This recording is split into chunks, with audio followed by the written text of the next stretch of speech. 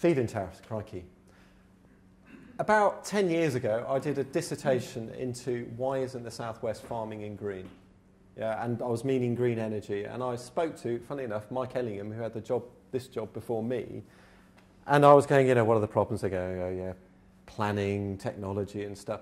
Actually, the real reason why there was no real, kind of renewables thing going on was there was no market. And that's what's changed with the feed-in tariff. The point of a feed-in tariff is to create a return on investment of something like between 6 and 8%. Okay? And so it's taken some things where the payback would have been so long that actually now it kind of comes into focus. You can actually achieve a decent rate of return on it. And that's created a market since it was introduced last year.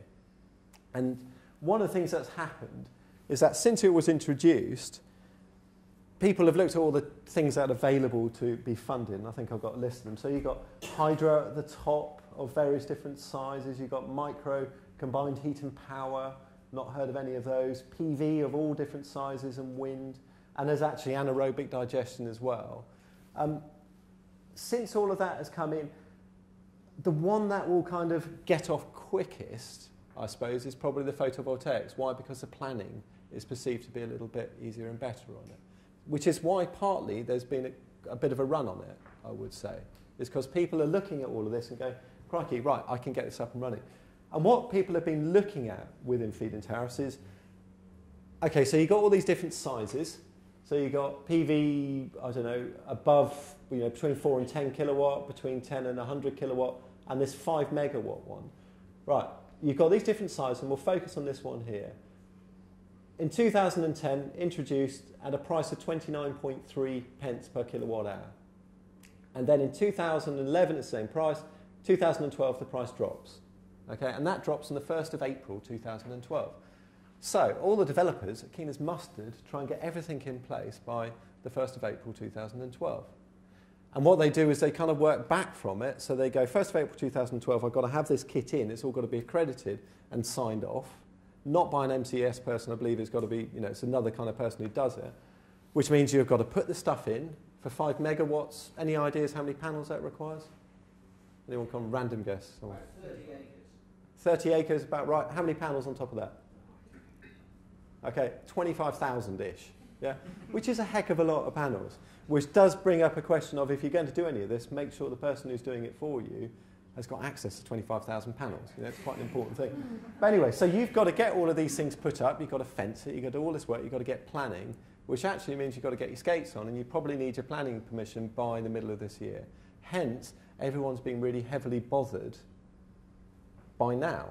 Yeah? Which is why there's all of those, that first map I showed you of Cornwall, why there's so many dots around there, is because they're all desperately trying to get through. If you've got to do an environmental impact assessment, you're in all sorts of trouble. It's a whole lot of work and a whole lot of research and a whole lot of cost that's got to go into it. So you've got to get on with it quickly. Okay. So what's happened is a lot of people have flooded into it, which has made the government go, crikey, this is going to cost a lot of money. And so they've decided to review it immediately.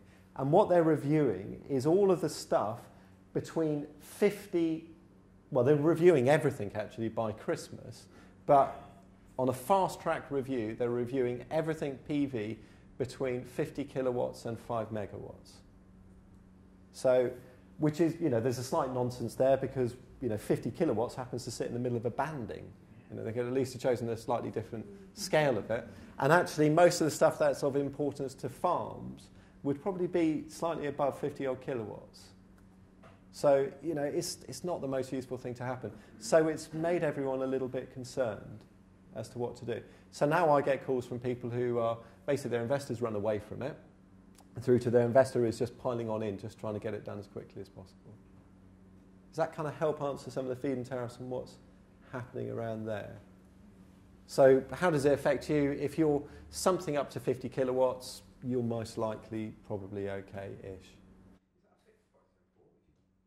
And how all of this works is you shove these things up, you will get paid for your generation. You can then make a choice. So on here, as soon as you start clicking your, collecting all the energy, you'll start collecting your feed-in tariff. You then got a choice of either to use the energy or you can export it. If you're exporting it, you can do a wholesale price, well, you can negotiate it, and the best prices are maybe 6 pence per kilowatt hour, or something, it's not a huge amount, or you can do, I think there's a standard price of a few pence. But the better one to do is to make sure you're basically not importing. So if you're offsetting your costs, whatever you're paying per kilowatt is going to work out at a better price for you. So Cornwall County Council I'm not sure where they are now with all of this, they bought some land right next door to Newquay Airport. There was a substation there, cracking spot. They knew the airport could use all the electric. So it was a really good spot to place it. So that's the kind of key thing with it, is if you can make use of your electric, you will do well. And that will go with all of the technologies on it. Any kind of questions about how that bit works? I mean, the obscure thing is you're making money just by having it. And the way, I think I was saying to some people as we were coming in Spain, someone was saying it was a shame you can't make them work at night. Well, actually they did. They had the feed-in tariff, and what they did was have a battery next door to their feed-in, to their solar panel, charge that a little bit during the day, had a nice halogen lamp next to it, light goes down, switch on the lamp, and the thing keeps on ticking over. So you have an infinite money-making machine. Very clever people. Brilliant. Absolutely brilliant. However, they thought of that, so you can't have that option anymore. Current situation with feed-in tariffs, I think I kind of covered. So, I mean, it is a little bit sketchy, and I'm very disappointed with it, because we put a whole load of effort into it, and there's a whole load of people who have got almost a negotiation, something sorted out.